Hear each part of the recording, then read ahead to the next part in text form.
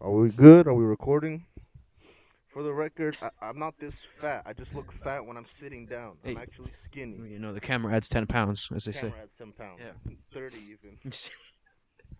Oh, Can I just say we're frazzled? Like, this is hassle to set up. But listen, if I have learned anything, it's that production, like filmmaking, is just like Yeah. 90% problem solving because nothing ever goes right.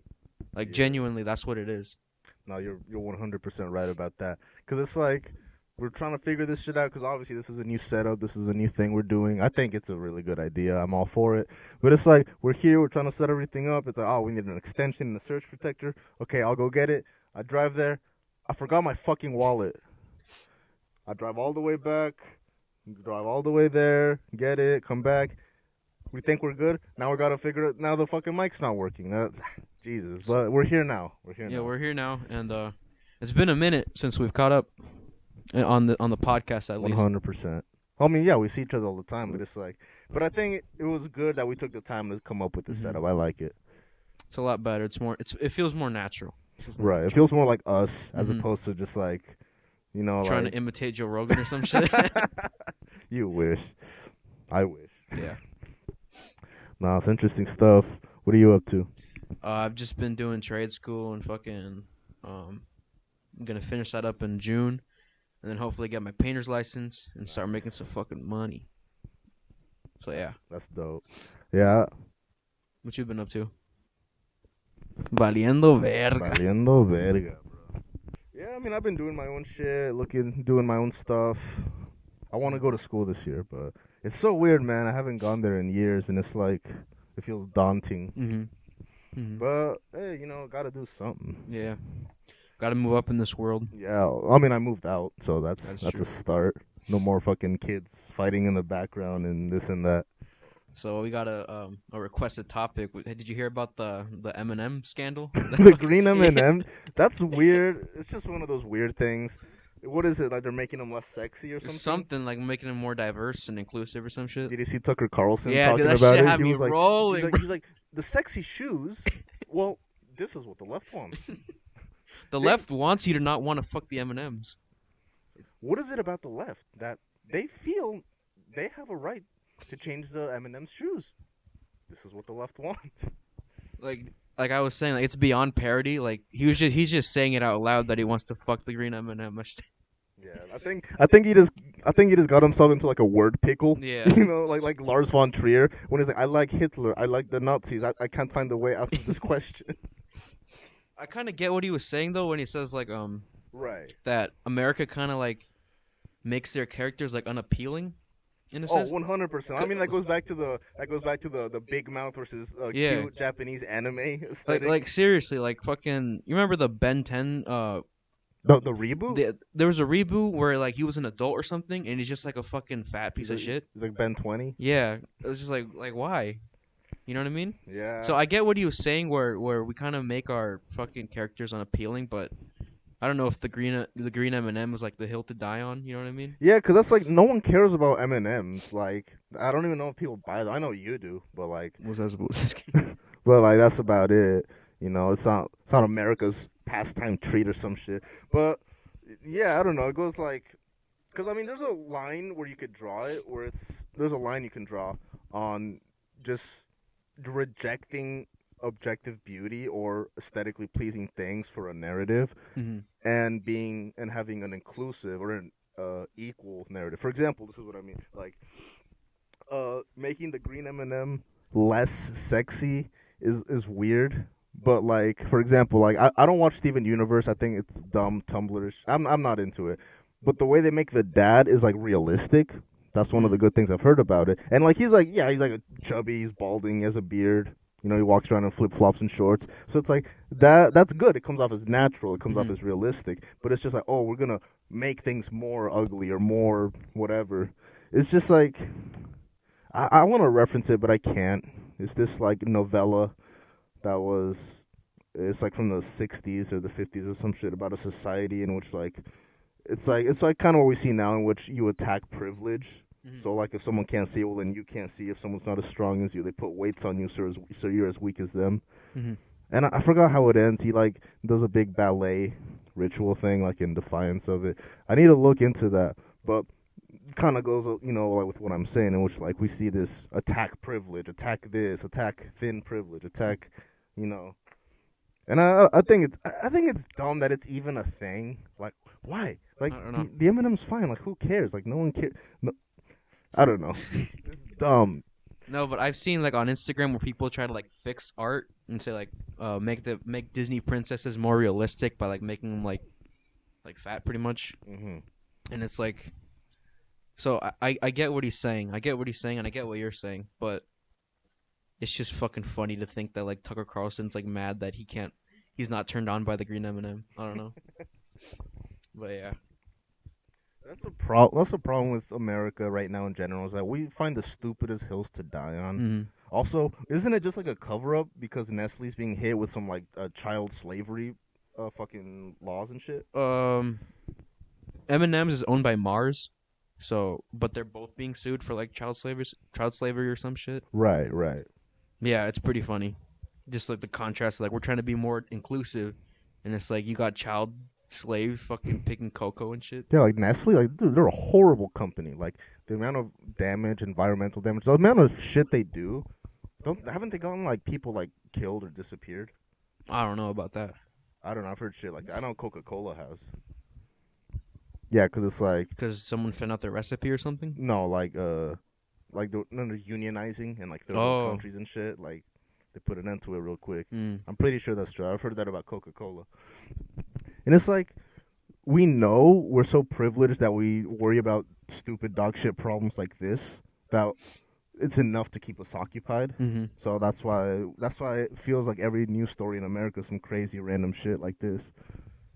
Yeah, it's like, did you hear they made Superman gay? It's like, I don't know. It's like, well, so the pink kryptonite doesn't work anymore? Oh no, isn't it Superboy and he's like bi or something? Yeah, Some fucking who even watches or reads comics anymore? Fucking nobody's reading comics right now. Fucking manga is like taking over the market. Bro.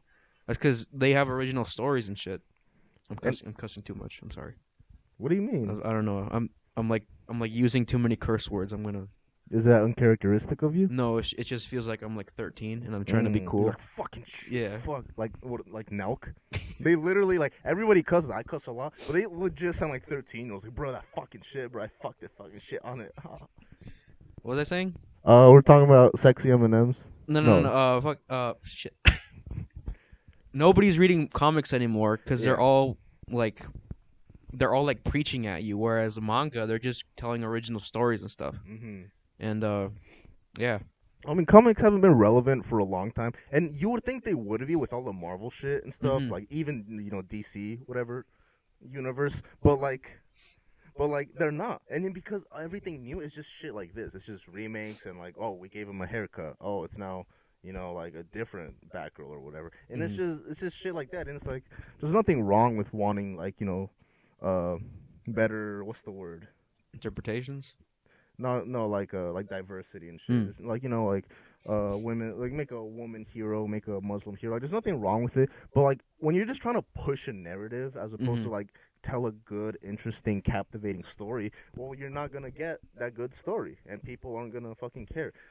The whole thing about media, movies, comics, books is that they're escapes. It's like you don't like you hear about fucking work shit, fucking politics shit.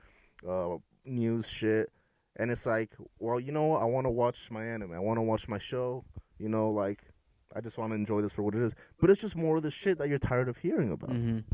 It's like you're a dishwasher and you come home to wash more dishes. Yeah, but that's an interesting question of like, when does art stop being? Does it stop being art when it's not an escape and it becomes like a critique of society or like the government or whatever?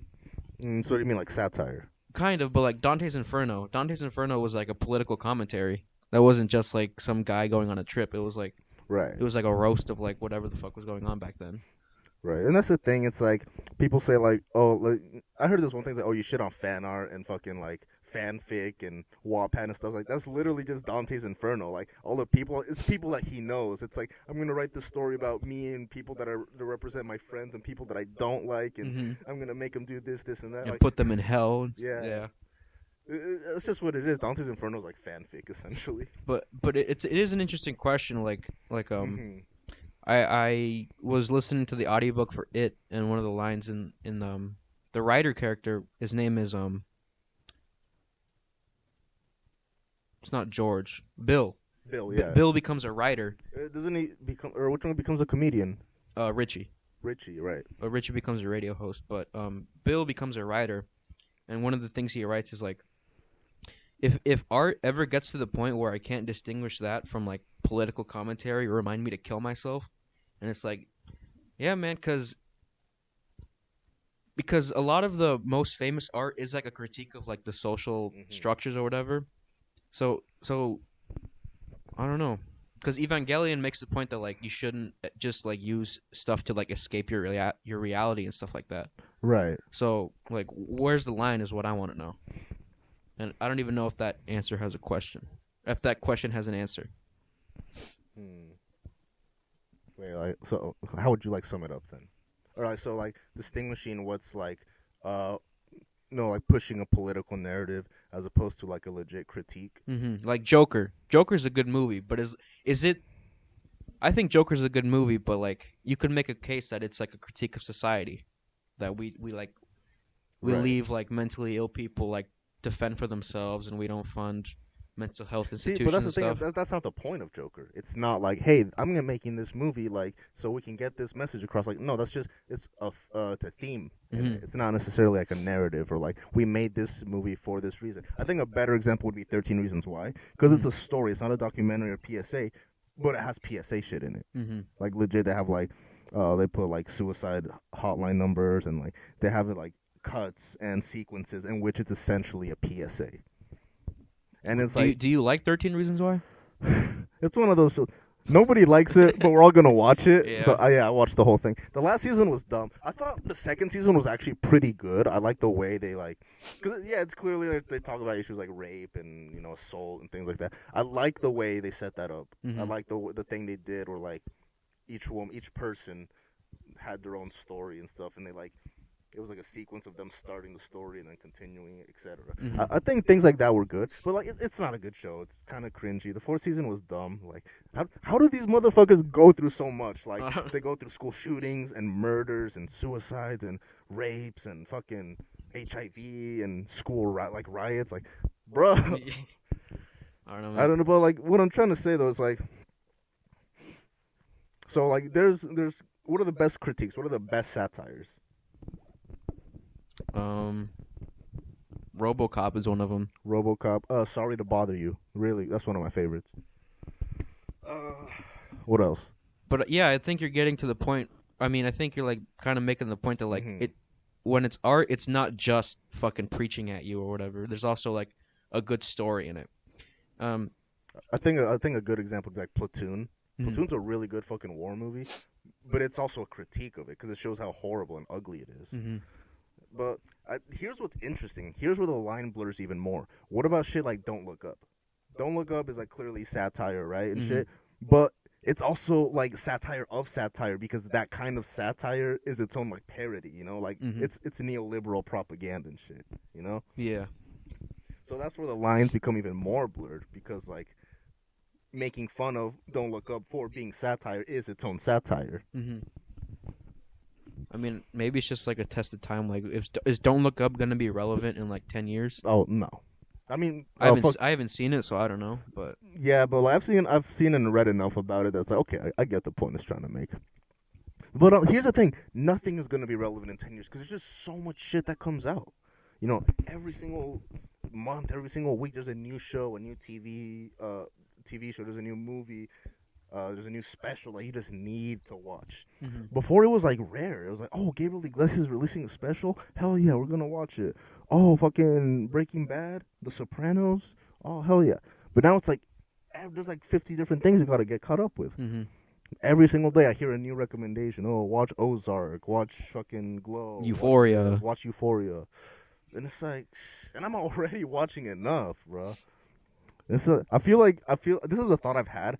I feel like the government should do something in which, like, for a year, it's illegal to make anything new or to pitch any It's like, until ideas. you guys get caught up, we can't make any more. Fucking Yeah, that I don't. I feel like we need to do that. Just too much shit to the point where it's like flying over my head. Like, I love cinema. I like profound movies. I like, you know, like, like Kino, right? Mhm. To be a nerd about it. But it's like there's just so much that's like going on. It's I can't catch up with it. And at the end of the day, sometimes I don't want to invest in that. I just want to watch something mindless. That's where you gotta be like me, where you don't watch Gay? anything new. You just rewatch the same movie for the 13th time. No, but I was like, bro, there's so much you should watch, though. Honestly, I know it's the point. It's hypocritical, but there's a lot you should watch. Yeah, but at the same time, it's like, why? I don't know, man. I'm kind of just happy rewatching Forrest Gump. Fucking- Why? That's not even that great of a movie. It's a good movie, bro. It's a good movie, but it's not like an amazing movie. It's Forrest Gump. It's my comfort movie, bro. How do you? Did you know people that watch the same thing and over have anxiety, and people with anxiety watch comfort show? Did you see like on TikTok where people were pretending to have like multiple personality disorder? They're like they're like, this is my alter. He is the sexual protector of the mind. It's like, hey, what's up? I'm Jace. I'm the fucking trad of or something like that. yeah. Oh, I've seen that shit, and it's like the amount of delusion. Like, yeah, you can talk about TikTok's bad, TikTok's cringe, haha. But no, like, the amount of pure fucking delusion is mind blowing. Like fucking people talking about like, oh yeah, I astral projected dimension, whatever. I was a princess, or I was in a past life. I was a priestess in Egypt, and it's like, no, it's called your imagination. It's called getting high or some shit. But like, it's like people are so fucking delusional, and like, it's not beyond me that there probably is all sorts of crazy shit, that like all the crazy practices and things like that really are life changing. But to that degree, no, it's like you're just bored. You're Yeah. just bored and you're coming Or up with stuff. I think they're pretending. Like, yeah, that's it goes back to like where people were pretending to have like OCD or something to just be quirky or whatever. It's just kind of like it repeats. Like today's TikTok girls were like 10 years ago they were Tumblr girls. yeah.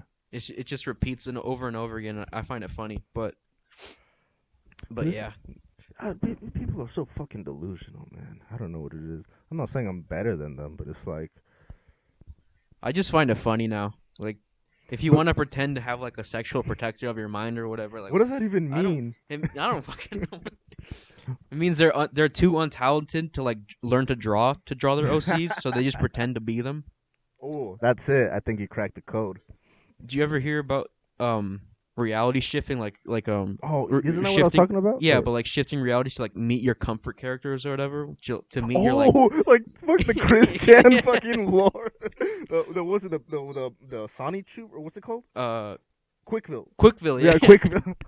Yeah, what the? It's like, bro, like, it's not even like I'm saying like you're dumb or stupid. I'm just like, there's something going on. It's like you clearly want to revert back to a childlike state of mind where you feel comforted and like you don't have to deal with scary reality. So you come up with these, I can reality shift and talk to a fucking Pikachu and shit. And it's like, come on, lad. Like, I think it's one of the things that Paul Joseph Watson was talking about, in which we kind of we have like a childish society or mindset, because it's like things that should be for kids are now becoming normalized for adults and stuff, to the point where it's like, yeah, it's cool to get in touch with your feelings, express yourself, feel vulnerable, but it's like, how much of it is just like you going back to that childlike state, where scary bad thing doesn't exist. Yeah, I feel that, and I was listening to Jordan Peterson, and what he was saying was like, all that like pretend play, like role play stuff, that might be like because they didn't have enough pretend play when they were kids. Like me, like I pretend I was like a knight or like a samurai or something. Yeah. But when you're in your childhood, when you're on a screen, you're not like using your imagination. Maybe like it leaks into your adulthood, where you're just kind of like, it's like delayed fantasy almost, like you're pretend playing, but like into your adulthood. I think that's like at least a somewhat plausible theory. I think that makes sense. I think that makes a lot of sense. Because I mean, like, yeah, we all play like, because that's the thing. When we were kids, there was no Switch, there was no TikTok, there was sticks. Yeah. You know, there was sticks and there was leaves, and there was rocks. And it's like, but those were the best times, man. You know, like sword fighting and like, remember the stick, the stumpy one that has an edge, so it's a shotgun. Yeah. And it's like, I don't know. We probably sound like boomers right now, but it's like, but you gotta actually address these things because it's like kids being hunched over like that for 6 hours instead of playing and running around and using their imagination and developing skills and experiences. It's not healthy. It's not human. You know, like, and even it applies to adults as well.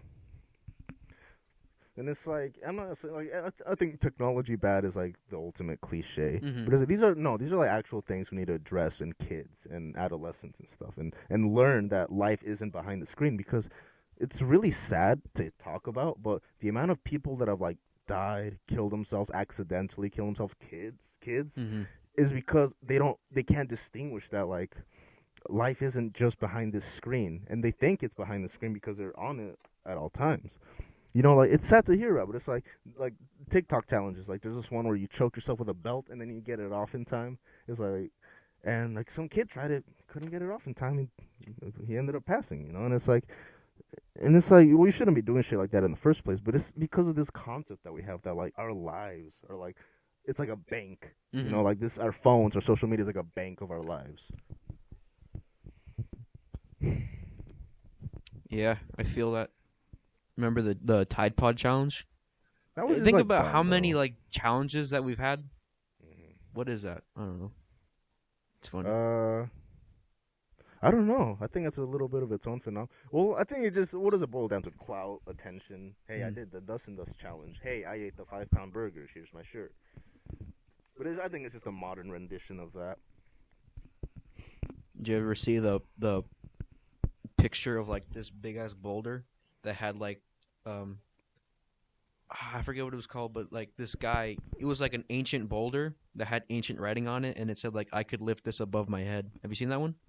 No. No. Oh, well, What is it? A picture? it's just like a picture of a boulder, and the boulder has like engraved in it like, I was something something, son of something something. I could lift this boulder above my head, and it's just like 3,000 years old. It's just funny. Maybe that's like, maybe this isn't new. Well, here's the This is thing. like fucking clout chasing or whatever. Here's the thing. It's like people think people think ancient humans or like medieval people were like stupid or dumb, but they weren't. They were literally just like us, but with less technology and less know-how and knowledge.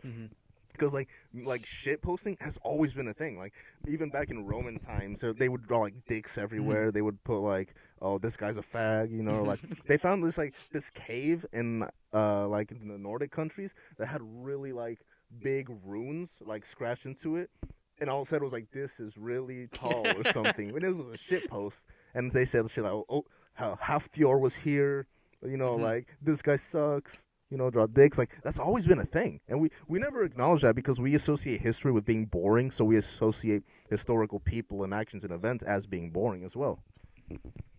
Well, like, that's always been a thing. Like, I think you could argue the first modern meme was Kilroy. Kilroy was here. Oh, yeah. You know what that World is, War right? II? The World War II thing is Yeah. that they'd write everywhere Kilroy was here. I even saw it in a Looney Tunes cartoon once. It's the one where he goes to the moon. And he's like, not the one where Bugs Bunny goes to Japan. no, it's the one where Bugs Bunny goes to the moon, and he's like, wow, you know, the poison on the moon, and there's a rock that says Kilroy was here, and it's like, so we've always had that, but like, it's hard to think of ourselves as, you know, like people, because one day we'll be ancient people. Like, for example, that time we were at the graveyard, and there was no technology, no buildings, nothing, and you're like, this is what it looked like 200 years ago. Yeah. That's what I was saying. Like, if you just like, we were looking at this, like we were in a graveyard and we were looking at the trees and everything, the tall grass, the stars and everything. It's like, if you just take away the road, this is what people like 300 years ago saw when they were like first settling in this town. And it's just weird to think that like, that's why I get weirded out when I think about like old houses and stuff. It's like the people that lived in those houses were as real as you or I, but they're just gone now, and it's just like it kept going. Yeah, I remember I was telling you about this once that I had a dream. My dreams are super fucking vivid and realistic and shit. Like it's almost like if I'm lucid dreaming. But I had this dream, this crazy ass dream, and then in that dream, I remember just stopping and feeling existential dread inside of that dream. I was like, time doesn't stop. Time doesn't stop. Like it just keeps going. It's been kept going. Like it's gonna be the year 4000 one day, and like it's not gonna stop. Mm-hmm. No matter what happens, whether someone dies or this happens, like it just keeps on going. It doesn't stop. And I felt that existential dread inside of my dream, and I could remember like I remember it and shit. It's just like the fear of things that just don't end, like Yeah. voids. Yeah. Like that's why our friend Noah is like scared of the ocean and stuff. Is he? Yeah, No, he's scared of like voids, and he's scared of like the ocean, like when like if you look out in the ocean at night and it's just like pitch black, Mm-hmm. like that freaks him out. That freaks me out. I think that Yeah, freaks that's everybody creepy, out. man. I remember like one time like I was hanging out with a homegirl and we were at the beach at nighttime. It was really cool. It was a cool experience. It was like night, it was dark and we were at the beach. And she really likes the water, so she like wades in like deep and I'm kind of following her and it's like up to my chest and I realized like this is the ocean. There could be like a shark. And I was like it just scared me because like bro, like it's plausible. I'm up to here in the ocean. It's nighttime. It's like a void. And then I remember like it's the entire ocean. Like there could just be a fucking shark right there. And I got that shit was so scary, man. Fuck. You seen those videos where like it's like sailors, they're on like a big metal ship and they see those like big waves and like the ship like goes up and then it just comes crashing down and you just see like spray everywhere. Yeah, like that's scary. Like big waves, just this is like your monkey brain. Like Mm-hmm. it's in awe, but it's in fear Mm-hmm. because it recognizes and shit. And just imagine like being on a wooden ship 400 years ago, like you, yeah, Right? That's Poseidon. yeah. Yeah. That's why they came up with those legends and stuff. It's like how else are you gonna explain like a big fucking tentacle like scratching the side of your ship? It's a kraken pretty much. Mm-hmm. Like Right. there's no scientist to explain like oh it's a colossal squid. Like no, it's a fucking demon. Yeah. That's sometimes I do this thing where like I try to imagine human things like from an alien perspective. I know it's not original. Like there's a whole comic dedicated to that. It's pretty funny. But I try to do that. I was like, imagine aliens like talking about humans. Like some humans had this thing where like they would feel really sad or they would hate themselves and felt a need to kill themselves. Like a certain percentage of human lives end due to suicide because of this little thing called existential dread that humans used to have. Like it's weird to think about things that physically. Mm-hmm. So I do that sometimes, just like so I could ponder. So it's like, so just look at things from another perspective, because we're so caught up in our own lives that we don't look at things like that. We see things as like, oh, this sucks. I don't like this. I don't like that. It's like imagine just like what some alien just looking at you like, would see, just like how we would look at an ant. I remember I was watching this YouTuber. I think he was doing a Draw My Life, and he was like depressed, like his life was like pretty much crumbling down around him. And he looked at his cat, and he was like, my cat doesn't care that I can't pay the rent this month. Like my cat just like continues existing, and I don't know. I think that's like kind of relates to what you're saying. Yeah, yeah, where yeah. It's like these things are important to us because we're humans, but like in any other context, like a an animal or an alien looking at it, it kind of makes no sense in a way. hmm Which I guess if you get really to the bones of it is like Marxist theory. Like it's free to live. Why do we have to pay for things that were given to us like for free? And then value of labor and shit. Well, it gets complex from there. But I think as much as you can say that, you can also say the opposite. Like how little things could be like, just make your life 100 times better. Just gives you that thing that like keeps you going. Like I've heard a couple stories. Like I heard one that's like, it was a critique on like why people thinking cats aren't like smart or what is it? Empathetic. Empathetic. Thank you. Because it's like this woman, she's saying that like she was so depressed and she was going through a really hard fucking time, and her cat was sick, and she kept trying to give it food, and the cat wouldn't eat it, and it wouldn't eat it, and it wouldn't eat it, and she was so messed up that she's at the point where little things like make you cry, or just break down, and like the cat's not eating, so she just starts like breaking down and shit, and the cat can see that she's visibly like hurt, so like to make her feel better, the cat starts eating, and then she starts feeling better. Yes, please, please eat. And it's like, that's like things like that, you know. It's like it really just it's a small little thing, but like Mhm. it's so unexpected and it's such a relief at the right time that it really can change a lot. Another thing was, I guess it could be like the opposite of that. I heard this story. Um, so I'll be quick about it, but it's like it's the 1980s and it's the Israeli-Lebanon conflict. So Israel invades Lebanon in order to fight the Palestinian terrorist groups, Mhm. and there was this photographer there, and obviously he was like wet behind the ears, and so he had to get used to the conflict, and he saw so much fucked up shit, so like all the messed up shit that different sides were doing to each other, and dead people, and kids, and dead soldiers, and he was a photographer, right? He was taking pictures, he was documenting it, so he kind of had this like blockage or this kind of dissociation where like he would look at things through a lens, not Mhm. like experience it in real life, and he saw all sorts of fucked up shit. That was his job, and he was like kind of desensitized to it. Mhm. And one day he sees a dead horse, and he just looks at its lifeless eyes and like the flies gathering up around it.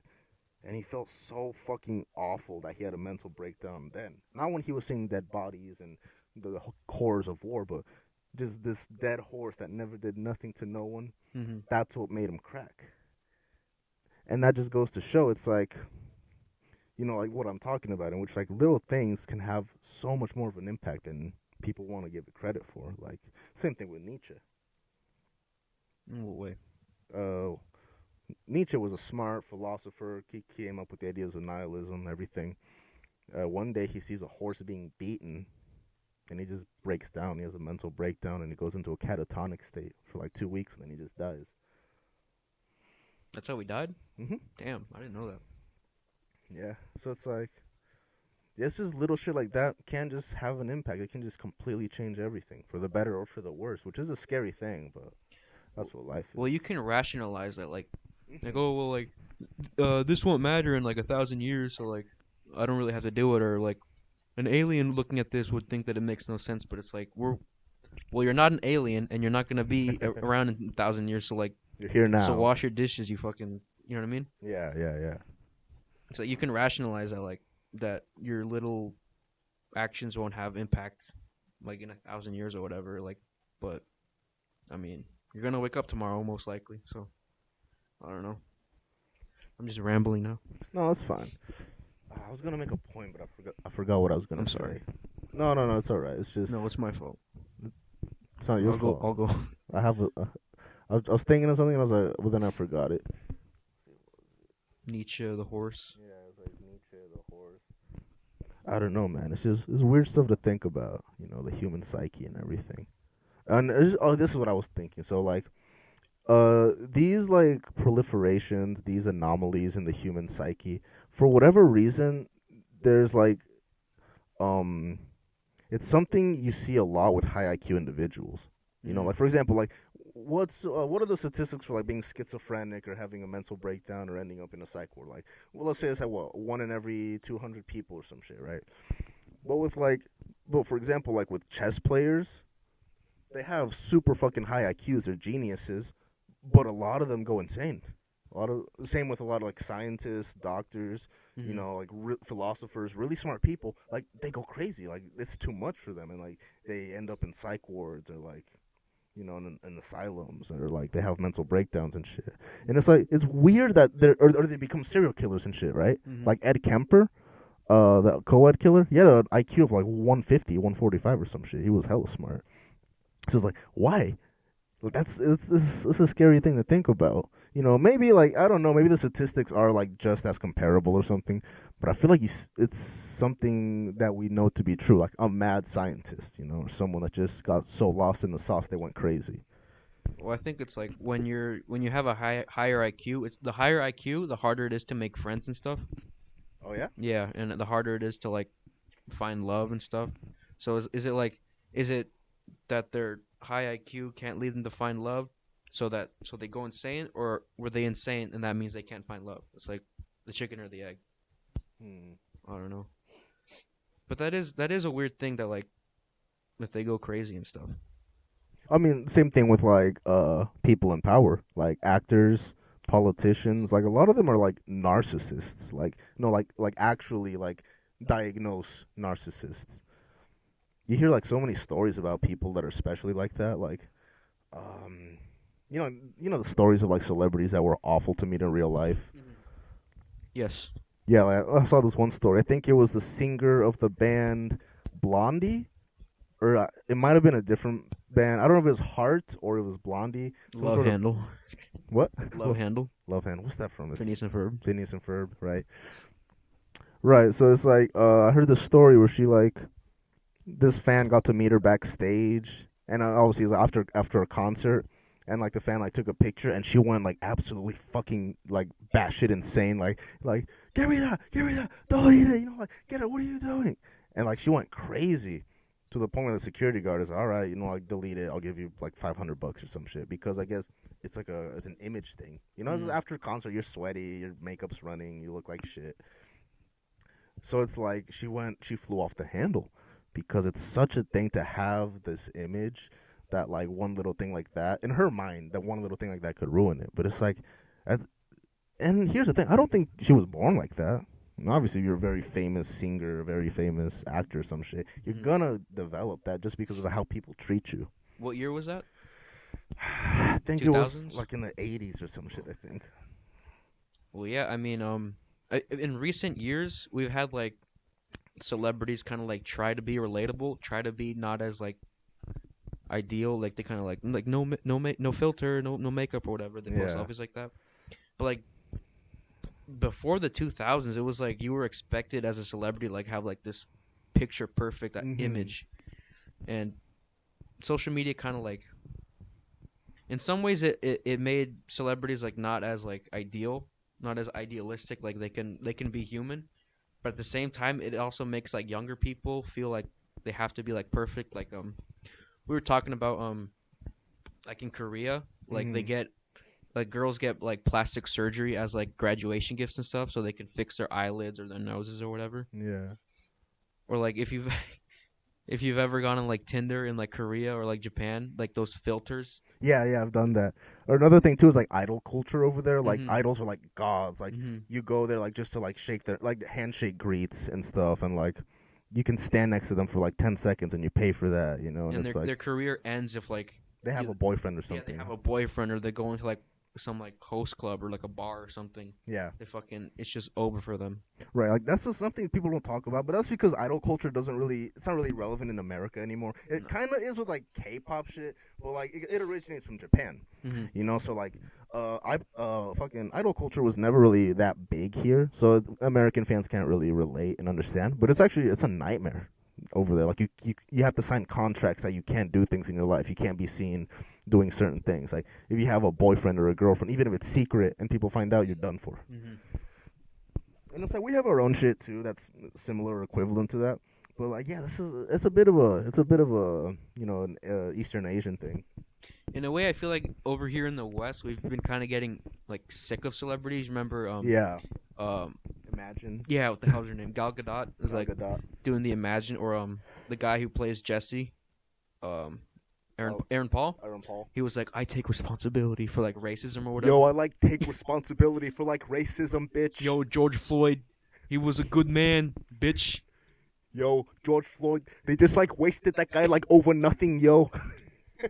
I don't know. That's probably not a very good Jesse impression, but right. It's like people are sick of celebrities. Like, even when they try to do good shit, it backfires, and that's how you know. Like the Imagine thing, like the I'm responsible for BLM, George Floyd, whatever. And to the point where people don't care. Like, what's a classic celebrity? Like Tom Hanks or something like. Nobody cares, bro. People do not like Tom. Especially, wasn't he like associated with like Jeffrey Epstein or something like that? Right, and like Isaac Happy talked about him and shit like that. So, and people. That's another thing too. Is like conspiracy theories and shit are way more palatable these days. Like everybody believes the Jeffrey Epstein didn't kill himself and shit like that, and everybody's in cahoots with Jeffrey Epstein. Like everybody believes that. Like everybody does. We're so much more likely to believe conspiracy theories because of all the crazy shit that we've already heard. So it's like, how could that not be a conspiracy theory, I don't think it was ever a big thing like in the 80s or 90s, not to this degree. It was satisfying to see. You remember Ricky Gervais like roast like the entire Golden Man, Ricky Globes? Gervais, I love Ricky Gervais. He's like, I know a lot of you are sad. You know, your friend Epstein died. I don't care. I don't care. Oh, shut up. I Shut don't up. care. It's like, yeah. That's why I like Ricky Gervais. Like Mm-hmm. everything. Like he's just like no holds barred. Like I don't care if you fucking hate me. I'm gonna say what I'm gonna say. Tells it like it is. But yeah. Yeah, so it's like, so we're starting to see that this new era of like, not only can anybody be a celebrity, but it's just like, it's like, yeah, people don't really have this like pedestal thing like they used to. Like back in the 90s, back when like shit like that was really popping off, 80s and 90s. It was like, oh, they would watch like the Today Show just to see a Tom Hanks interview or just to see a Madonna interview or some shit, right? But nowadays it's like fucking girls match with James Franco on Tinder and they post it on Twitter and it's like nothing, like literally like shit like that. Or like fucking my brother, he lives in Sacramento and we both like UFC, MMA stuff. And he says he sees like Clay Guida, who's a very famous fighter. He's like, yeah, I see him running from time to time. I'm like, what? I'm like, that's crazy. That'd be insane. But my brother's like, yeah, like he just does, and like he sees a lot of the guys that like Team Alpha Male and shit. He's like, yeah, like my homie knows where Uriah Faber lives and shit.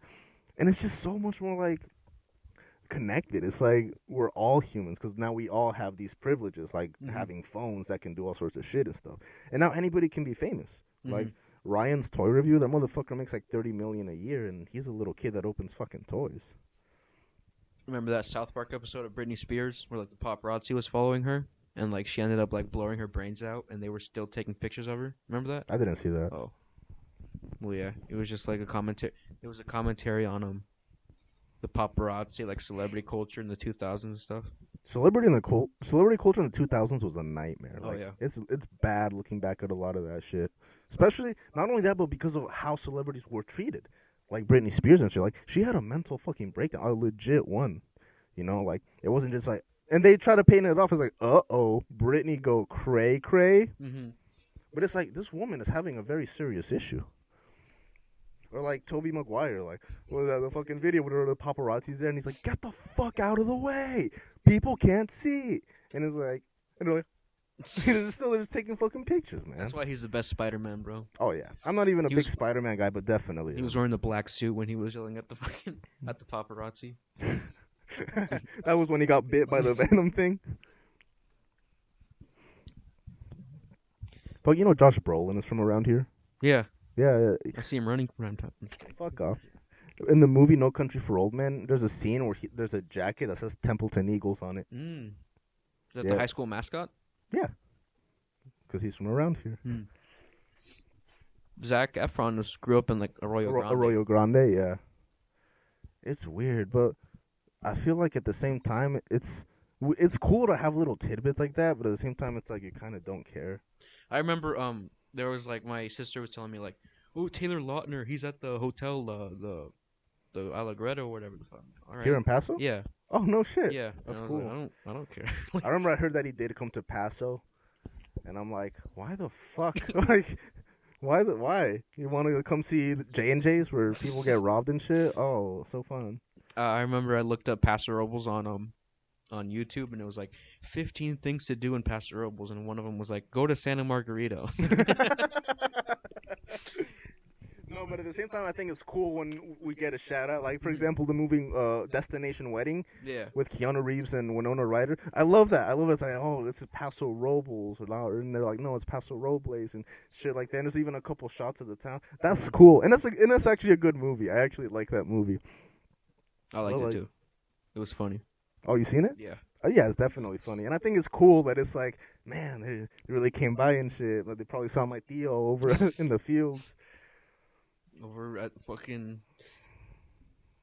Tooth and Nail and shit. Tooth and Nail Winery. Over at You can see him in the background. He's the one picking. At J-Lore. I painted J-Lore. Oh, yeah? Yeah. My mom used to work there. The house thing, we painted it like 2 weeks ago. Oh, no shit. Yeah.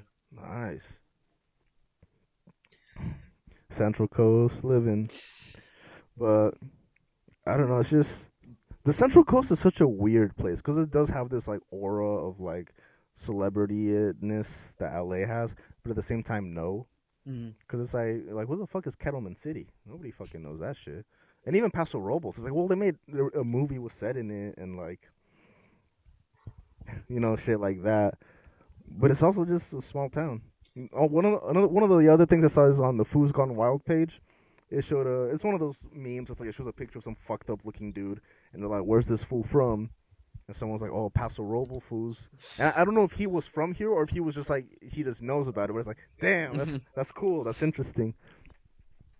It's funny because like when people talk about California, they talk about like North California versus South California, but like or NorCal Right. versus SoCal. Right. But I feel like we're kind of caught in we're literally caught in the middle. We're like, no, we don't have like this like sentiment that we're part of the North or the South. We're just kind of like in the middle. Do you identify more with NorCal or SoCal? SenCal.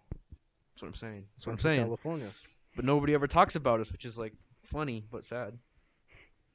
Right. You ever met anybody famous or quasi or kind of famous? I saw 2 people from BuzzFeed at Disneyland. What people? Like the Try Guys? No, it was Shane and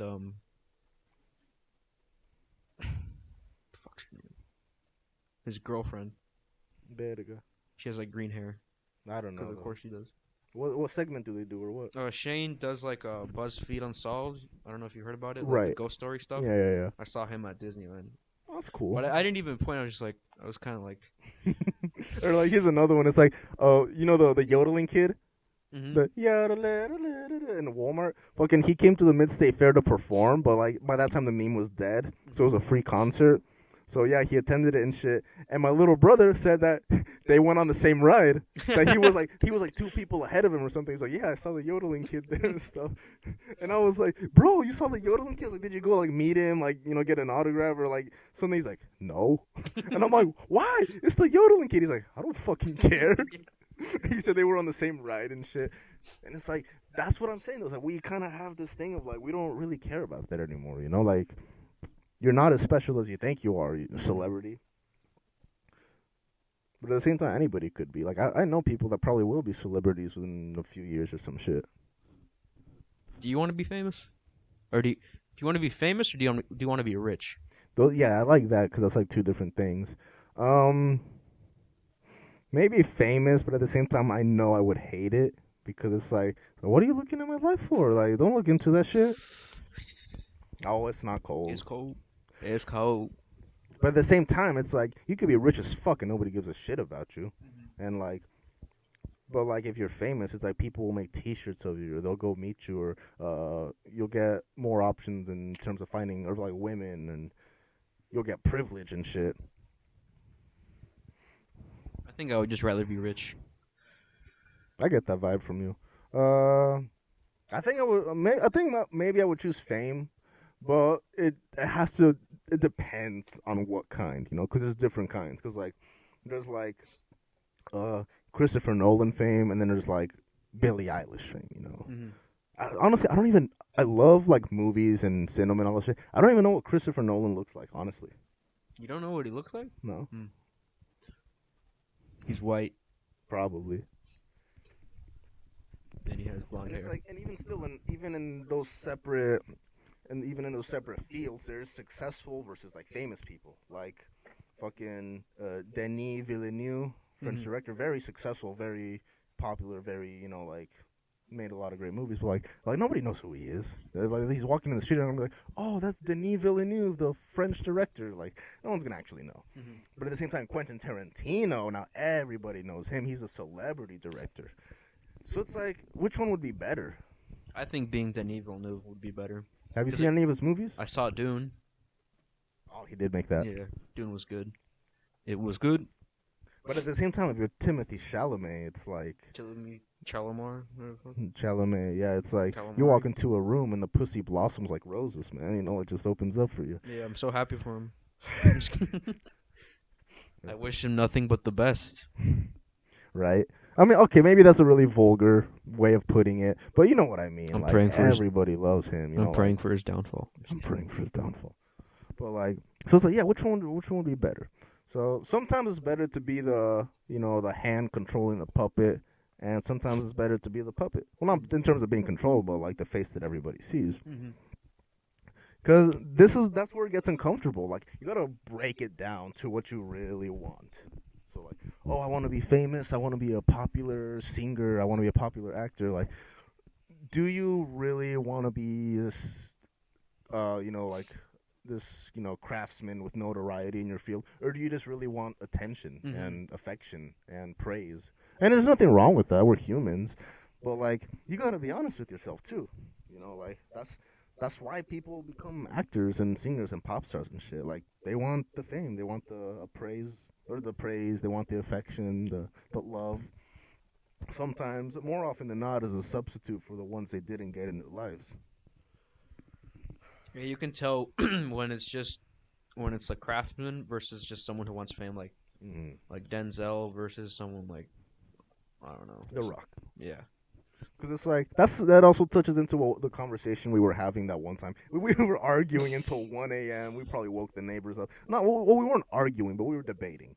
Because like whether like what's good and what's great. And honestly, honestly like looking back, we shouldn't have picked Frank Sinatra because that's a hard one to crack. Because my argument was that like Frank Sinatra's like yeah, like he sings good, like he makes good songs, but he's not really like a great singer. He just kind of has a deep, charming voice, and he belts with it.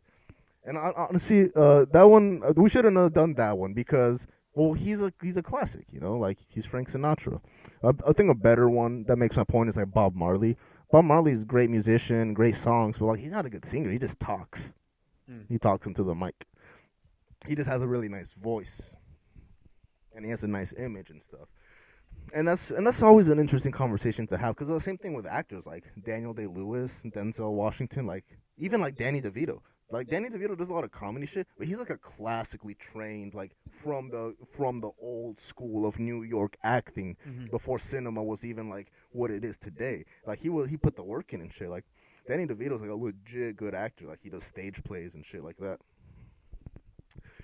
But he just does silly shit too. That's kind of like that more. I like it when someone's a master in their craft as opposed to just like they're famous or popular with it. Like The Rock is in funny movies, but like well, he's not a great actor. He's just The Rock, he's the Rock. He's The Rock in every movie. So much so to the point where like the 4 pictures of him with like gray shirt and cargo shorts are like from 4 different movies. Just in the jungle. Yeah. Being in the jungle, yeah.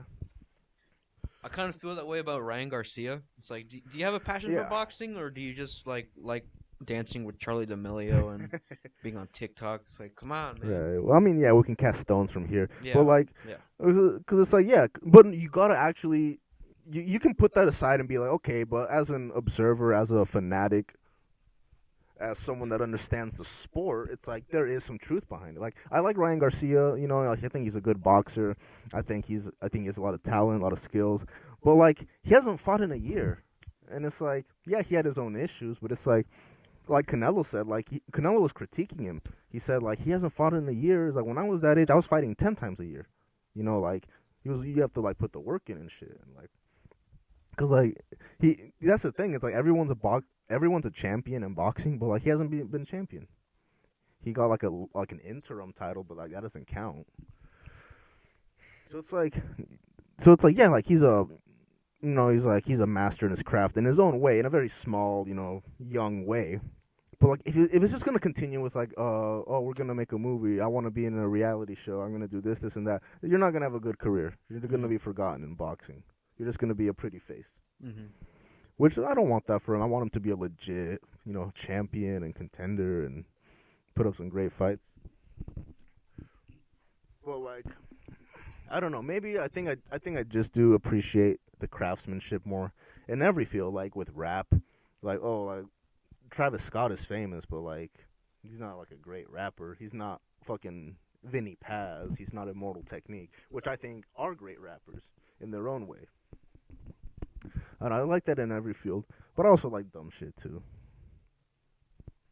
So yeah, sometimes I don't want to listen to Bach. Sometimes I want to listen to fucking Hey yo, Captain Jack. Hey yo, Captain Jack, bring me back to the railroad track. And then sometimes I do want to listen to Bach. I love Air by Bach. The one. No. The one it goes He goes, Air. nah, fuck off. The one that's like, the one they play in End of Evangelion.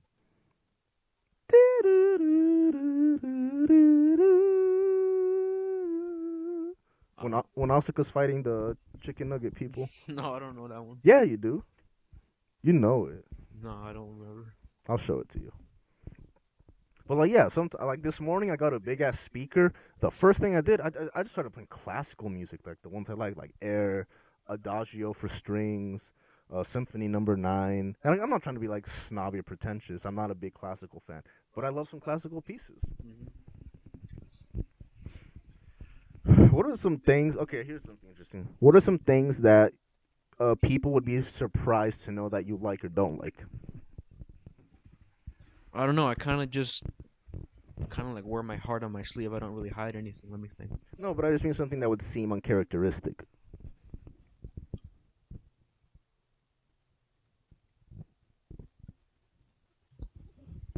Sort of like, for example, that interviewer, like Angelina Jolie. She's like, they're interviewing her on some talk show, and they give her like a butterfly knife, and she starts like whipping out all the crazy tricks and shit. And it's like, I didn't know she could do that. You know? I mean, you gotta have some shit. What's some controversial opinions you have?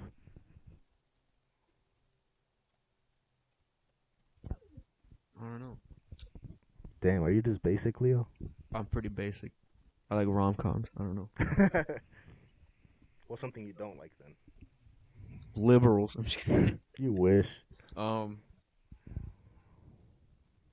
don't know. Winter? What do you mean? What do you mean? Like for example, like I like black licorice. That's disgusting. It's Licorice in it's general. not- it's Licorice not literally great. is disgusting. Licorice is bad. It's the worst candy. It's the worst candy. But like, I would rather have black licorice over red licorice because you got that like weird flavor, that anise flavor. That vinegar flavor. That's Yeah, it's delicious. I mean, I don't go and buy it in stores, but like, it's not bad. I never really had a problem with black licorice. I might just go buy some. I've always, every time I like come across the question like, what are your controversial opinions? Like I always think about it, but I can never come up with anything. Right. It's really easy for me because I'm a contrarian, because someone just needs to make some sort of point and I'm already arguing against it, you know? Like, I'm that guy that, like, my political opinions change depending on who I'm arguing with. Like, and it's not because I love debating or I love fighting or arguing or debating or, like, shit like that, but it's just like, I'm just a contrarian in that sense, you know? Like, are the Beatles a good band? It's like, yeah, they're a good band. But if Leo's like, I like the Beatles, like, well, the Beatles aren't that great. They're no Rolling Stones. The Beatles are like 10 times better than the Rolling Stones. What are you talking about? No. Name 3 great Rolling Stones albums, and the Beatles have done 3 more than that. Okay, but the thing is, like, do you measure like that kind of success with albums? Because like, The Cure has like 15 albums, and the Smiths have 4. So you can't. Is it about albums or is it about quality? How many of quality music? albums they've made? They've made like. Well, music isn't always measured in albums, though. Like, I'm saying like they're a band that was able to produce like 6 or 7 like albums that are iconic, that like changed the game. They did that not just once or twice, but like 6 or 7 times. right, but the Stones had this like innovation, this like experimenting with music, new sounds and music and instruments, to the point where like the Beatles really didn't. Like, yeah, the Beatles have some unique songs and some unique albums, but it's like, but they can never make Beast of Burden or Sympathy for the Devil or Paint It Black or Miss You, which are all like completely different genres, if you will. The Beatles experimented in a ton of genres though. They did like they went to India and they came back and they did Within You, Without You, and it's like, we were about, you know that one, right? No. Oh, well, I think a better one would be like Being for the Benefit of Mr. Kite. Because like, what genre is that? Like fucking medieval peasant? penis music? I don't know. Penis music? But I like that song. For the benefit of Mr. K, there will be a show today on vaudeville. It's like cartoon music or some shit. I like that song, but like, is that really like an innovative, like experimental, groundbreaking song, or is it just a silly song that they cobbled together, you know? But like, I don't know. I like the Stones because of that. You have bed bugs. Hey, you still got lice, bro? Your hair still falling out? Where do you want to be in a year? I don't want to think about that. It's like it's 10:30. We gotta cut to the deep shit. Right? I killed a man once. Why do you hate yourself? It's okay to run away, Shinji. I don't. This is the thing. Like I was helping my homegirl move out yesterday. Well, I was helping her mom move out, and we were talking about that stuff, what she's up to, and we were just in the car driving to one of the locations, and I just felt existential dread. I was like, oh God, like I'm gonna be 22, like people are doing stuff. I'm not living the life I want to live. I just felt this existential dread. I was like, God, what am I doing? Like out of nowhere. And it's like, cause it's like, yeah, I guess I don't like where I am, and not like physically, but like where I am in life or as a person. Like I don't like it. There's things I want to change and get out of and fix and stuff. Same. So it's like, cause it's scary to think about. Cause this is something I said before, and it's that those habits and those thought processes and those ideas and how you perceive people, like all those things that you have in middle school and then high school, like a lot of it doesn't change, and that's a scary thing to think about, but it's an honest truth. Like those kind of little things you did and had and thought of when you were really young and dumb and cringe, like you never really lose them, not to that degree. You can be like, oh, I was so cringy, I've changed a lot as a person. But those perceptions and habits, like, they don't really leave you unless you forcefully, physically change them, Like what? Like, in high school, a lot of people have this mechanism where they always need to be in a relationship, maybe to hide or to cover up their own feelings or to just feel like they have something in times where things are difficult. I've known girls, I've known people that were like that, just no matter how the other person looked, they just had to be in a relationship. And it's like, maybe they picked that up when they were like in middle school, and 5-6 years later, still like that. Always just need to be in a relationship. And there's other things too, like for example, like nice guys. The whole nice guy thing, the neck beards, nice guys. How they perceive women, like I will do anything for my queen. 5-6 years later, like they may not say shit like that anymore, but they still have that same thought process, of being a nice guy and hoping to get something from being a nice guy. Like I've heard described as like putting like coins in the machine, so that like you put the nice coins in the machine and then you like claim your girlfriend prize. Yeah. And to be completely honest, a lot, if not most guys have that thought process. They think like that. But that's the thing, is like, if you don't really like get out of your way to change that kind of shit, it just sticks with you. And that's why the people will be 25, 30, 35 and still be stuck, with middle school and high school behaviors and thought processes and stuff. Another one would be, for example, like people that like everything was so cool in high school that they never really left it. Like people they get their fucking year tattooed on them, or their fucking high school mascot. They're like 20 years later, like, hey, we beat state that time, like fourth quarter. It's like nobody cares, you fixate on that so much because that was a time in your life when things were good for you, or where you were popular or happy. And there's so many different examples, That's a fear of mine, is being the guy that not as stuck in high school because I've progressed past that, but like honestly, I don't even put anything into high school. Like I don't really care at all. But like being like the guy that like gets left behind almost, like never what's it called, like never left failure to launch syndrome. Failure to launch. That's scary to think about because it's realistic, and this is the age where that shit happens. Yeah, it's scary stuff to think about, man. Well, it's scary if you feel it, like as if it could happen to you, or you're in danger of that happening to you, or like what I was saying. It's like, and this is one that I was pondering more. That it's like right now, this is the only age where it's gonna be cool to be like a young single bachelor that doesn't give a fuck about anything. Like I see a hella people having kids, and it's like I don't want no kids. I'm fine. Like, oh well, it's like, oh, you don't got a girlfriend and shit. It's like, so what? I'll be single. Who knows? It's too much trouble. Too much trouble and shit. And it's like cool. It's normal. It's like what uh spunky or some shit, right? Edgy, whatever. Edgy. But it's like you can't do that forever because then you're gonna be 35. Like I don't need no woman, man. I don't need no kids. Like why? what do you have? So it's like right now this is the only age, and I think it's probably like it's actually better in that sense to be in this age as opposed to like in high school. Because in high school, if you were like that, it's like, oh, then you don't get bitches, you don't have a girlfriend. But then like, because people fixate on that, right, in high school. And then afterwards, it's like, yeah, single life, don't want no kids, don't want no woman and shit. But that's where the buck stops. Like after that, it's like, well, then you're just being a loser. Mm-hmm.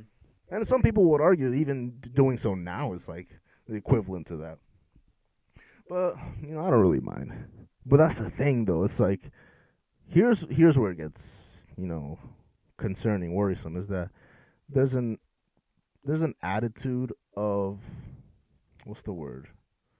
Earned, like, or there's an attitude of waiting because things will be fixed by then.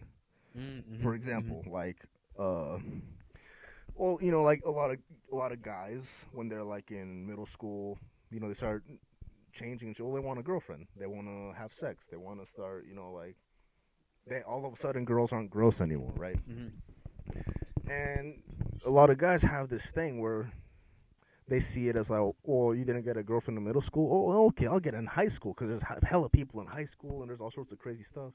And then you're in high school and it's like, oh, there's no layups. Yeah. It's still like you still gotta like do shit. Mm-hmm. And then high school ends and it's like, oh, well, I just didn't have a relationship in high school. I didn't fuck in high school, etc. And you're like, but like now we're at a high school, we don't gotta worry about dumb kid shit and dumb school shit. And then they're like, oh no, it's even worse. If anything, it's like, oh shit, it isn't about the environment. It's about what you do in that environment and who you are. Mm-hmm. And it's not a super big thing, Like for me, this isn't like something that I'm like getting off my chest or some shit.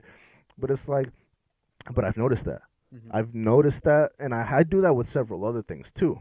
But it's yeah, I was gonna say it's not just exclusive to like getting a girlfriend or whatever. It's right. Like, when I was wanting to like start with my trade school stuff, I was like, oh, like I actually have to sign up for classes. I'm not just gonna like wake up like in a year and just be like Mr. like handyman or whatever. It's like I actually have to like go on the actual website and then put in my fucking student ID thing to sign up for classes or whatever. It's not like, again, like you were saying, there's no layups. There's no like automatic thing where you just get on a conveyor belt and then like at the end of it, you're just like there. No, same. I definitely feel that too. It's especially looking back recently, like when I was 19. Like I remember one time I was at the boxing gym, and it was pretty lonely there. So I was doing some work on the bag, like I was working on this shit, and the coach was having a conversation with the guy, and then when they're done, the coach is like, yeah, the guy was like, he asked me about you. He was like, oh, how old is he? So I told him, oh, he's like 20, 21. And the guy was like, oh, he looks good, his form is good and shit. And I was 19 at the time, and I was like, wait, I'm actually 19. And I was like, yeah, like I'm 19 right now. I'm gonna be a completely different person at 20 and 21. Now I'm 21. I'm like, like fuck, shit. It's scary. It's shit I don't want to think about. And it's like I didn't improve, as a boxer, as an athlete, or like in any sort of like in that sense, I haven't improved or like overall improved. So it's like, you gotta take your L's. You gotta take your L's. That's an L I have to hold. But we're still at the age. It's still okay. It's still okay. It's like it's okay to fuck up, but don't take that as like an excuse to just not do shit. Yeah, right. You're at that age. It's still okay to be a loser. Being a loser's cool. Like you wake up and it's fucking your hair is messed up, and you put on fucking Pursuit of Happiness by Kid Cudi, and you look in the mirror and you're like, what am I doing with my life? It's still cool to be like that right now. But if you're 27, you get up all fat and shit, like so eating gas station pizza, like, you're right, and it's like, oh, what am I doing? What's the move for tonight? What's the move? What am I doing with my life? It's like, this is your life. this sucks. It's not cool to be a loser anymore. It's like that post you're talking about where the guy was like, it's like I'm at that weird age of 27 where I'm not really a kid and I'm not really an adult. It's like, no, you're absolutely an adult. You're straight up a fucking adult at 27, okay? But then I'm gonna be 27. I'm gonna be like, fuck. It's all the same. It's all the same. I don't know. I try not to be a hater or a jealous person, but I see someone living my life and I'm like, the life I want, and it's like, fuck. For example, there's this channel I follow. His name is Tuv. He posts a lot of like darker content or like true crime stuff. And Moist Critical, one of my favorite YouTubers, if not my favorite, and he was reacting to it, and the kid was like, "Oh, I can't believe Moist Critical reacted to my video." The kid's 19, and it's like, fuck, I would love to be 19 or 20 and Moist Critical's watching my content. And it's like, I just see shit like that, I just frown. Not because I'm hating, but it's like, I want that. Yeah. And so it's like, it's not good to compare yourself. I always say that. Like Teddy Roosevelt said it. Like if you wanna find a way in which you're gonna feel like shit quick, compare yourself to other people. You'll get the job done. Trust me. Mm-hmm. Something to take in stride. But you can't help but do it, man.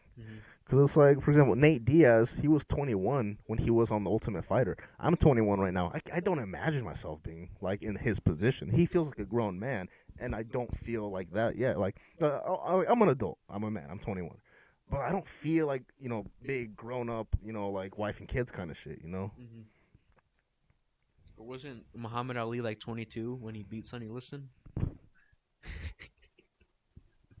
Was he? I'm pretty sure he was like 22. I'm still growing. That's still 2 months away. I can make it. I can be. Oh, Sonny Liston. No, not. Wait. Who's the one I like? Yeah, Sonny Liston. What was his nickname? Big black man. I don't know. Yeah, but that was an interesting story. Sonny Liston is he was like a fucking 1800s motherfucker living in the 1900s. Like, he was just a bad dude. Mm-hmm. They say he was the scariest boxer of all time. The Mike Tyson quote, he said, "Sonny Liston made me look like a Boy Scout." He was so fucking hard and so fucking old school and shit. They don't even know when he was born. Like on some slave shit, bro, Like on some government name shit. And like, he was like illiterate. They never taught him to read. He was just working the fields. Like, as a kid. It's like, that's a hard ass motherfucker, Mm-hmm. And it's like, yeah, everybody has their origin stories, but you don't got no fucking Sonny Liston origin story. Like, cops used to have a picture of him on their on their visors, so they could recognize him because he was notorious for beating up cops. Like, he did time because he broke one of their like legs. Like, they specially watched out for him. He was about it. Oh, he was about it. I would have loved to met him. He sounds, really cool. Like, he worked for the mafia and shit. What time is it?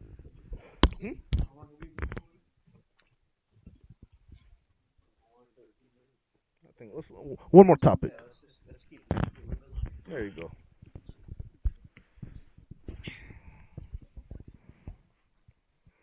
Yeah, I think I like those old school boxers like Jack Dempsey and Yeah, Sam Langston? I forget. Yeah, Jack Dempsey, Rocky Marciano, Joe Louis, Jack Johnson. The singer? Yeah. Upside down. They just can't be found. And there's like a kid with a monkey. You seen that? It's funny. Oh, the music video? Oh, is that the music video? I don't know. I don't fucking know. I think it's hard to compare ourselves to people from the past because we're not equivalent. Like, this was like something. What? I was just gonna take the conversation in a completely different way. I'll just finish up here, but it's like, no, I was just gonna say, like, it's a cope, right? Nah, but I was watching this history guy on YouTube.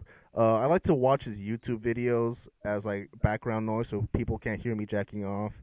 And for the history, right. No, but he was making a point that like so he tells these stories of soldiers like in World War I and World War II, like oh, like, oh, he was like 16 and stuff. He's like, and he tells you like, don't compare yourself to these people because life was much different back then. Like, kids started working when they were kids, Mm-hmm.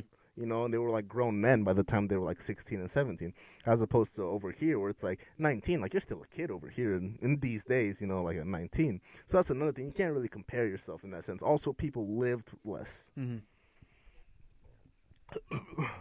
So that's, if there's a takeaway. Don't compare yourself to other people. Be yourself.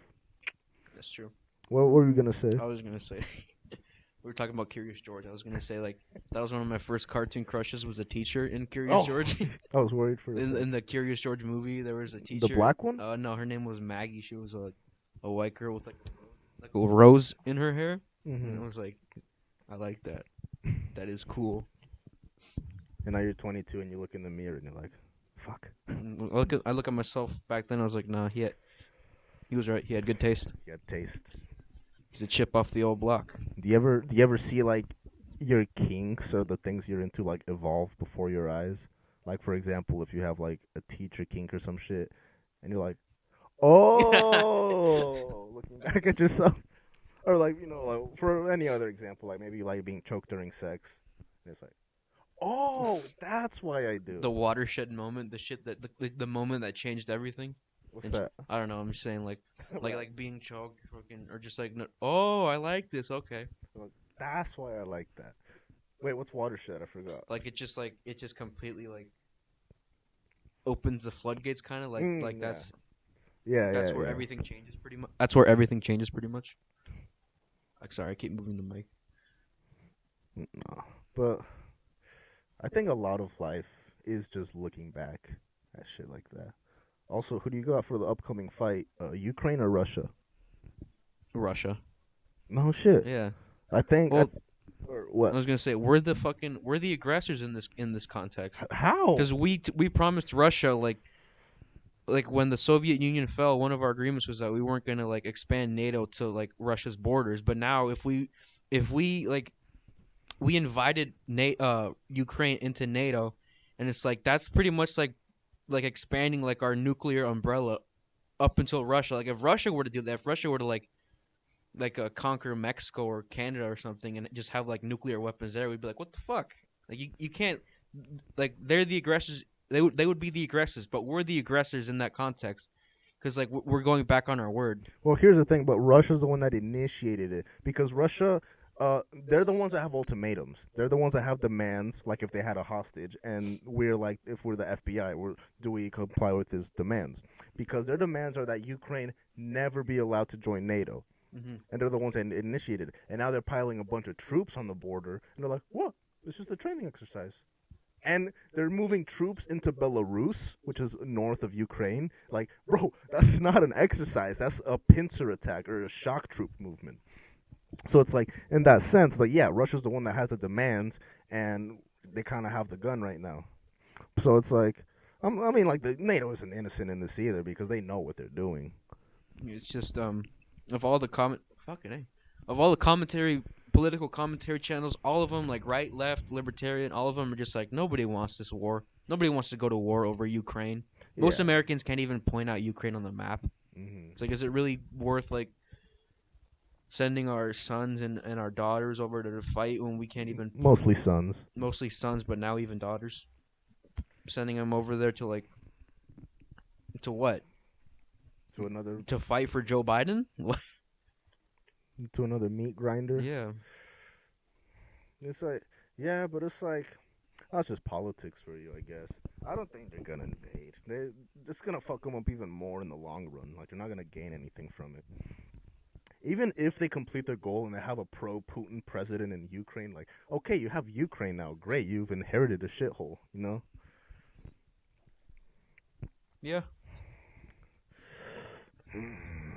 I don't know. I just hope nothing happens. Here's what's interesting on that is when I'm really invested into the updates. So like with the troop movements and what's the diplomacies and what's going on and stuff. And I was like, why? Is it just Schadenfreude?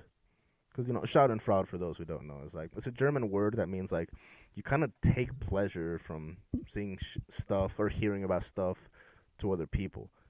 or bad stuff happen to other people. And you're probably thinking like, oh, that's evil. Like, why would you do that? But it's like, no, we all do that. Like, do you like true crime? Do you like reality shows? Do you like lol cows? Like, Do we you all look do at the that. car crash when you're Yeah. driving on the freeway? When the car crash happens, you go to see all the carnage and shit.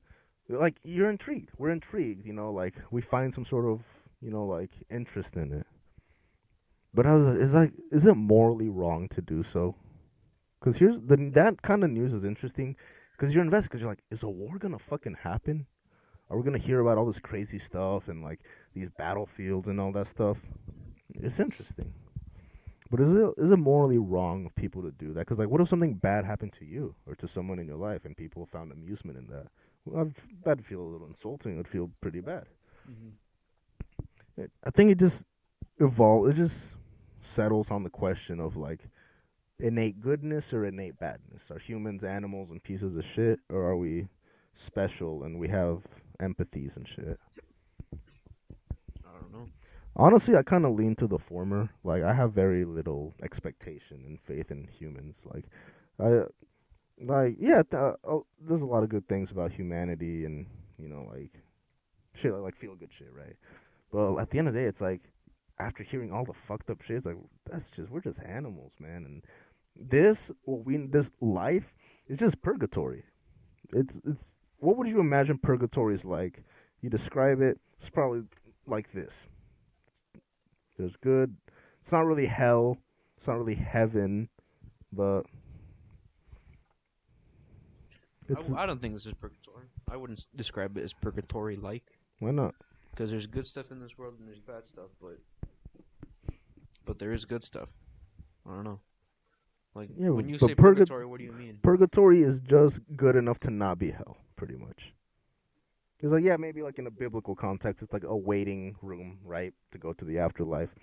But a lot of people see it as like, well, you did sin, but it's not hell worthy. You just got to be here for a bit, reminisce on it, and then you go to heaven. But it's like, but if you look at it as in terms of being between heaven and hell, this is it. This is purgatory. This is the in-between heaven and hell. Well, it could be both. What? And what I mean is, like, there could be parts of your life that are hell and then parts of your life that are heaven, but it's like, it's kind of both. Yeah. You can be in hell in one period of your life and then be in heaven in the next, in like another period of your life. And what's even really fucked up to think about is like some people just experience only hell, And even still, there is good moments, good things about it. But sometimes people just go through hell, Mm-hmm. There was a guy that lived once, never, ever, ever even saw a woman. Can't relate. How weird of an existence is that? The Japanese soldier who didn't surrender for like 27 years because his contacts never got back to him, so he thought the war kept going. 27 years. The only way they stopped him is they went and found his commanding officer from back in the war, who was like a librarian now, and they told him he has to go all the way to the Philippines and be like, hey, it's me, it's the commanding officer. It's over. It's been over. That's how they got him to stop. Damn. I didn't know that. Yeah.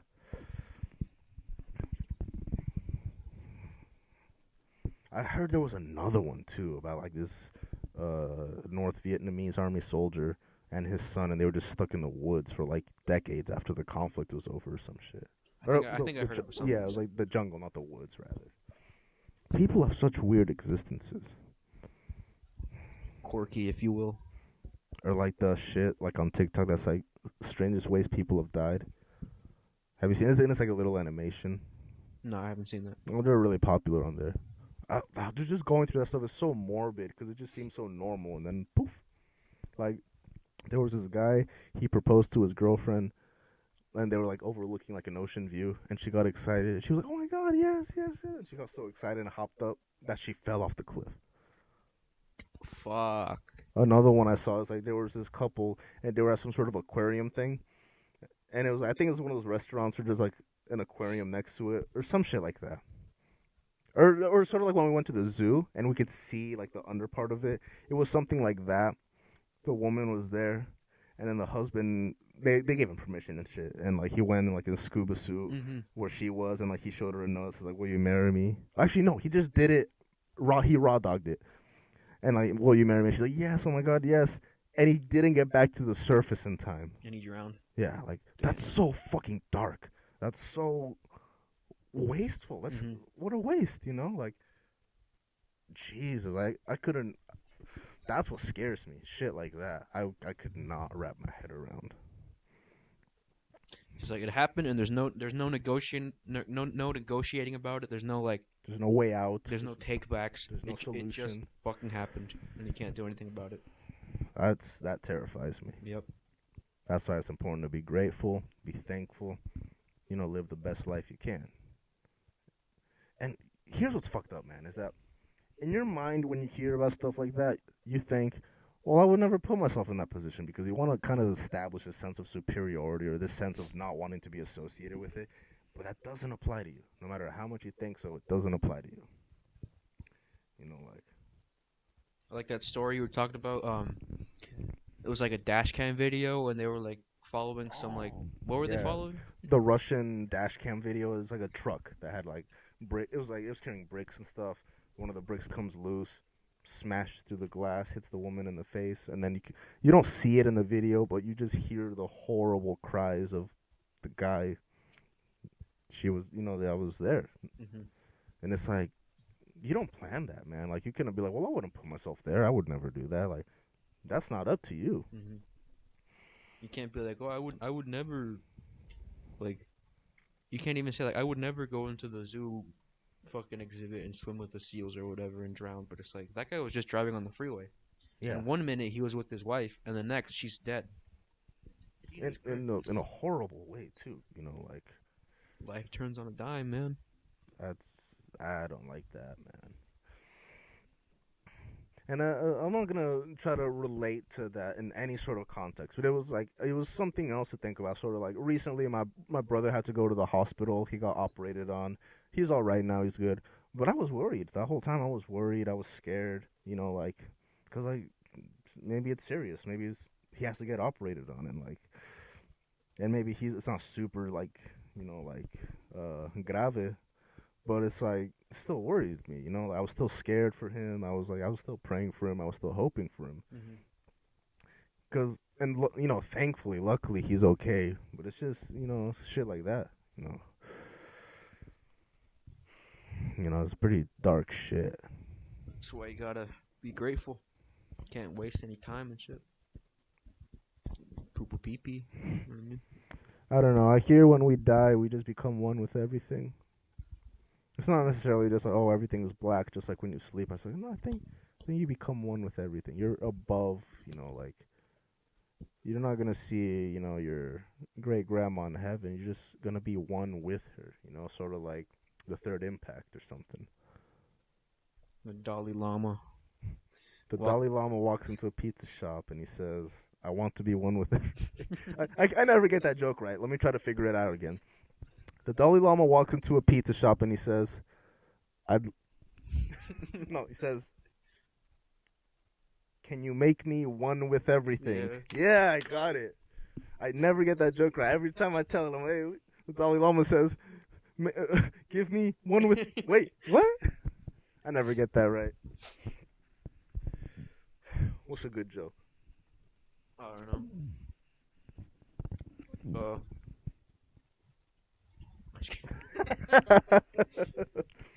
Our fucking I don't know. It's hard to tell whether jokes have aged well or not. Yeah. You ever look at videos you found funny in 2013 and you look back and like YouTube poops and it's like, oh, this is dumb. Some YouTube poops are still funny. Okay, yeah. But some like comedy videos like this was funny? Like that's me with Weird Al Yankovic. I used to listen to Weird Al Yankovic when I was little. Like, it's so funny. Yeah, I look at the music video, and I'm grown up and I was like, oh, this shit sucks. Yeah, it's like this is bad. I remember I used to listen and watch the Eat It music video so much, and I loved it. And I watched it and I was like, oh, damn, this That was ass. What are you doing out here with all this ass? Yeah, and it's like, and I think one of the things that really turned me on to that is when you said like Weird Al Yankovic's not funny. He's not. And you said like he never was, and I was like, wait, no, he's funny. But I thought I was like, wait, is he actually?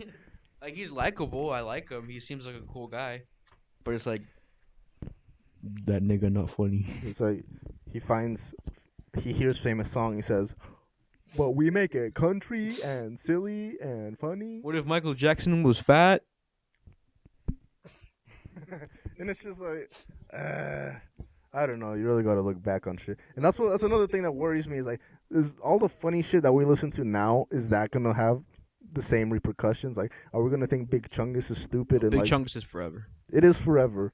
That's what I'm worried about. You know. Cold. I don't want to grow up, but I don't want to die. You already grown up. No. Also, one thing, it's like, yeah, I want to do that when I grow up too. You are grown up. You're old. You're gonna die. You ugly. You ever seen that post where the person was like, his friends told him that they got pregnant and they're having a baby, and he was like, "Oh shit, what are you gonna do?" He's like, "Have it?" Like, yeah, it's like, hey, we're pregnant. It's like, damn, what are you guys gonna do? And shit. And it's like, sometimes I forget we're not in high school and like people have kids now and shit. I don't think I'm not having no kid right now, man. What about tomorrow? Wait, why is Billie Eilish coming into town tomorrow? I didn't hear. Yeah, she's gonna be like, she's gonna be like, it's like, yeah, I just go like, I could see you looking at me all the way from over there at the bar with those tranquilized gorilla eyes. Is that from something? No, it's just. I mean, I don't know. What am I even saying? Want to wrap it up? With what? Oh. With paper? With cum? Caca. Fucking gay ass idiot. Do you feel grown, Leo? I feel pretty grown. I don't feel like Get the fuck out of here. I don't feel like fucking like my wife and kids and shit. But I do feel like when I look at when we drive when I'm on my way back from work and I drive past the high school while it's letting out, it's like, damn, these are kids. I'm not a kid anymore. That's what I feel. No, definitely. Cause yeah, I mean, I don't have like stunted growth or some shit. You know, like I'm this many. I'm right, but it's like for me, like I'm a funny guy. I'm a silly guy. I like to make people laugh and shit. And it's like I think that's something. Even when I'm old, I'm still gonna be wanting to make my grandkids laugh and shit like that. But I think it's like you gotta differentiate between that and like you still have a childlike or a teenager mentality. You know, what's the big moral of today, Leo? What's the lesson for today? Make the M&M sexy again. Make her thick. Make her double C thick, bro. Give her balls. Make her a femboy. Femboy M&M. Tastes like chocolate. Oh, this one tastes like fish. Make the orange M&M trans. Make the brown M&M butch. Butch.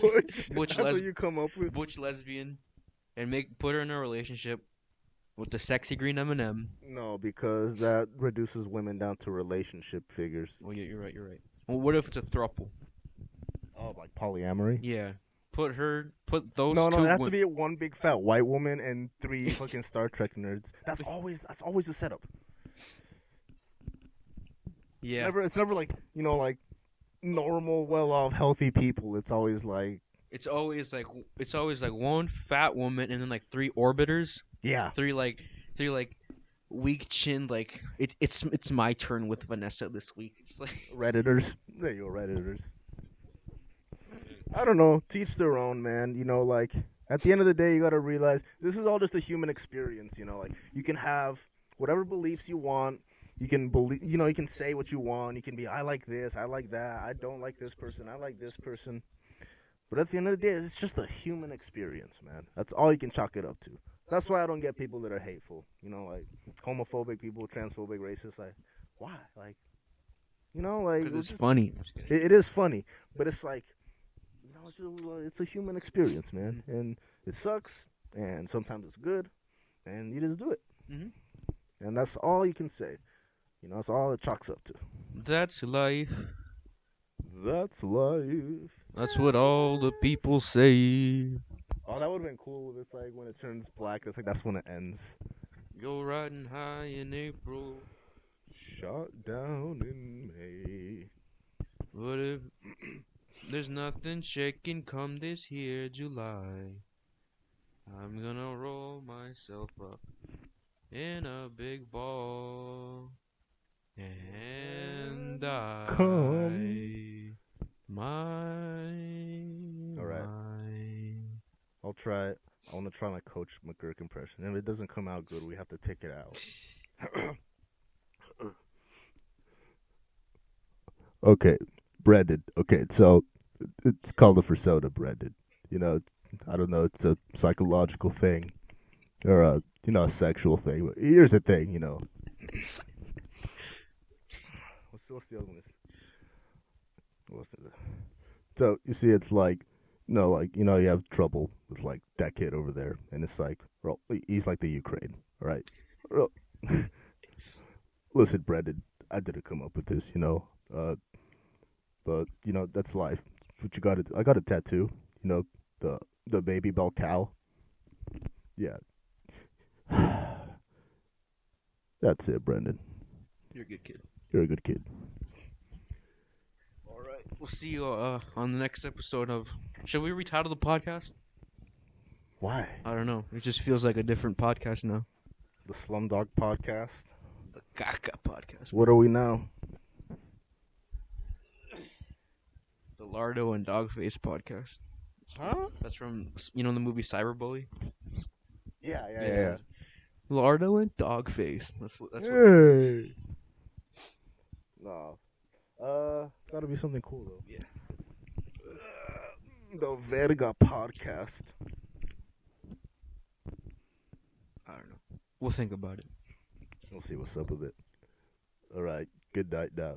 All right. Don't do anything stupid that I would do. Okay, Brendan. It's a podcast, Brendan. People go on to talk about stuff. Like us. Good talk.